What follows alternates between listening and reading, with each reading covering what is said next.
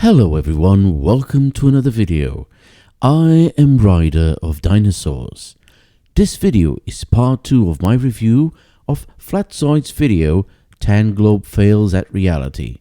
If you haven't seen part 1, I advise you to do it. I'll leave a link in the description.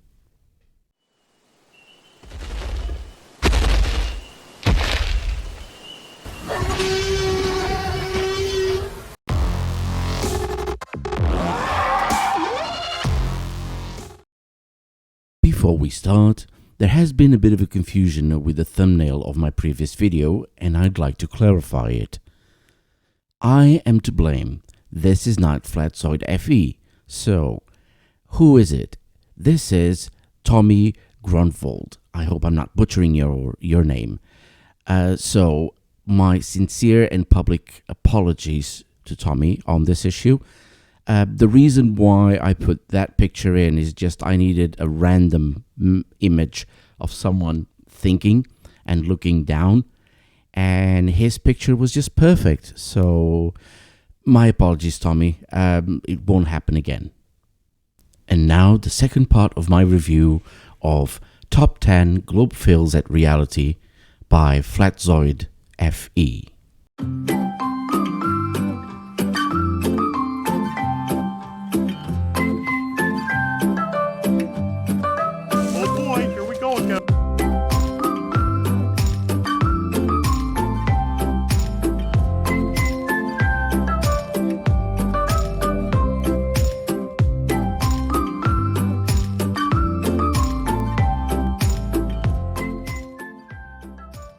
I am sorry, but I need to educate Flatzoid here for a moment.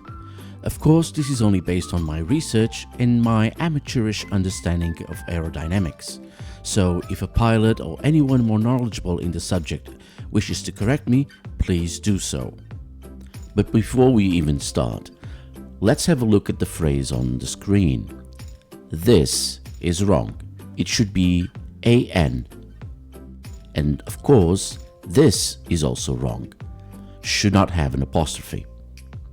These flurbs want to debate science and contradict what scientists spent their lives investigating, but can't even string a sentence together without a grammatical or spelling error. Let's address the claim on the screen. But to do that, we need to know what the angle of attack is. And no, it's nothing to do with Nathan Oakley's definition of angle of attack, whatever that was. The angle. So the angle of attack is essentially what causes things to disappear from bottom up. So in this example, I've set a book. So what is the angle of attack? According to the FAA.gov website, the angle of attack is the angle at which the chord of an aircraft's wing meets the relative wind. The chord is a straight line from the leading edge to the trailing edge. And now to address the actual claim. Angle of attack must not be confused with the airplane's attitude in relation to Earth's surface or with the angle of incidence. Angle of attack is most frequently defined as the angle between the chord line of the wing and the relative wind. Generally, it is sufficient to say that the angle of attack is simply the angular difference between where the wing is headed and where it is actually going. As can be seen from the picture, this angle may be precisely the same for climbs, descents, and level flight, or it can be quite different even when maintaining the same altitude. So, the ridiculous claim that the airplane's angle of attack never changes to keep a level flight is wrong, wrong, wrong, wrong, wrong, wrong, wrong, wrong. You're wrong, you're wrong, you're wrong.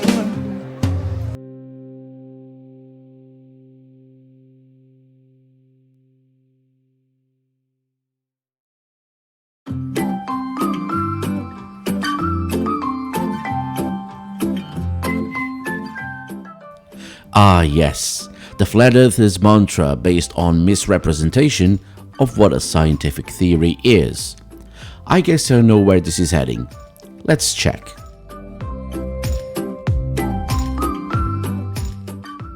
Yet again, a sentence with a mistake. Instead of me telling you what it is, write it down in the comments to see if you get it right. It's so easy that even a flat earther... you know what? Never mind. It's the apostrophe. The apostrophe. Because it's science. It's not make-believe. What he just said, it's true. What is true today may not be tomorrow. But it doesn't mean that everything will be wrong. Science has this incredible ability to change as new facts come to life. First we had Newtonian gravity. Then came Einstein and looked at gravity from a different angle. Newton's law of gravitation breaks apart when applied to black holes. I sent an opportunity here for Flurfs to make a joke. Initially, we thought Einstein's would stand the test, but that has been shown not to be 100% correct. As Professor Andrea Guest says, Einstein's right, at least for now. We can absolutely rule out Newton's law of gravity. While our observations are consistent with Einstein's theory of general relativity, his theory is definitely showing vulnerability. It cannot fully explain gravity inside a black hole, and at some point, we will need to move beyond Einstein's theory to a more comprehensive theory of gravity that explains what a black hole is.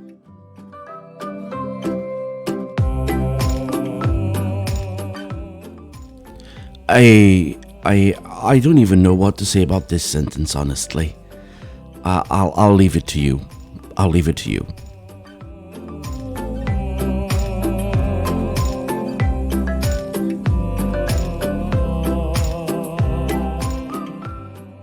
Our survey said...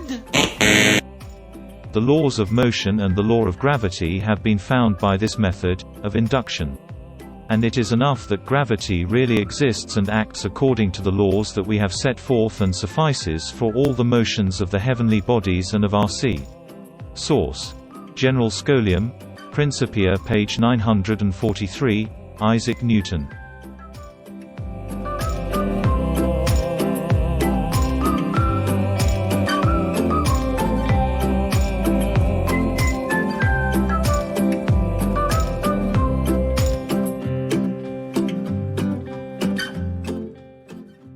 You're confusing proven with fully understood.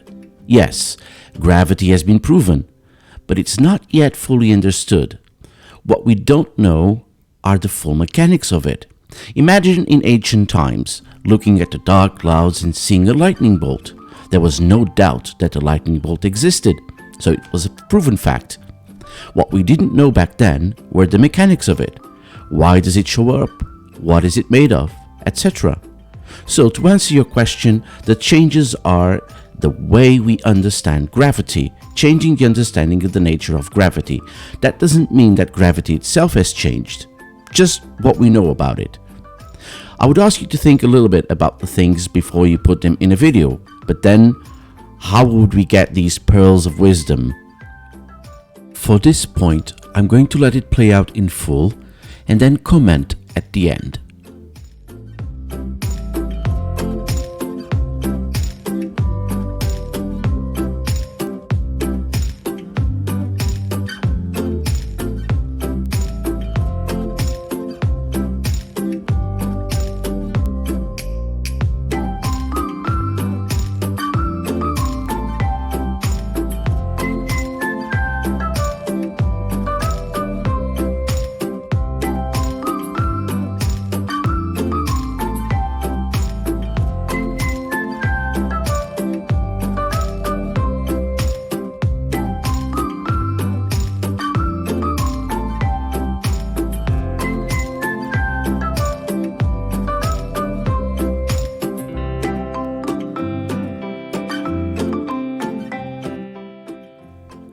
The old razzle-dazzle, changing definitions of things.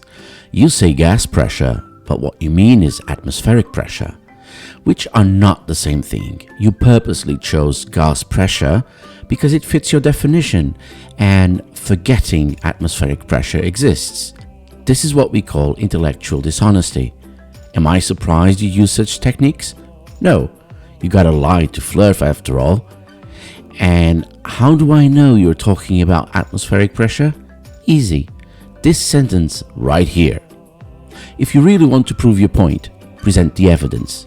Don't fake it.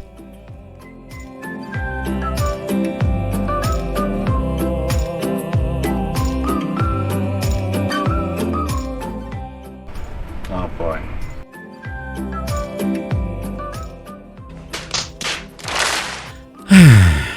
I'm sure people have told you 1,000 times that's not how it works. The ground doesn't move under your feet just because you leave the ground. But I guess you need evidence of this. So, how about this?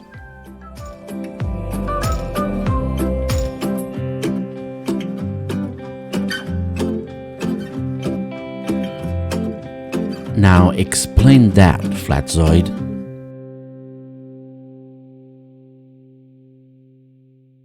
Oh, really? The Coriolis effect has little if any impact on the average shooter even at moderately long distances, partly because there's a whole lot of other physics involved, but a bullet in flight for 10 seconds is a whole different story. And finally, Why am I not surprised? damn, either Godzilla just hit this oil rig or some weird optical effect is distorting the image. But I wonder what could that be? I mean, it can't be refraction, right? Now let's look at another picture of the same rigs, but on a different day. Oh no!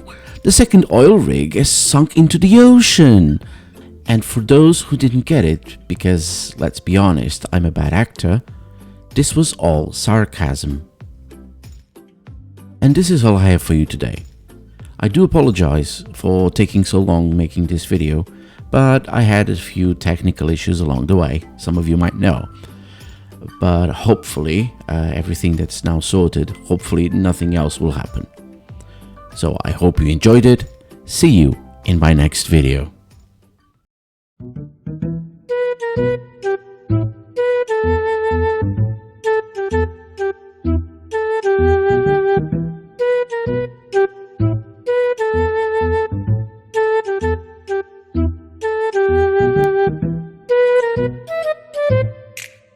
Thank you.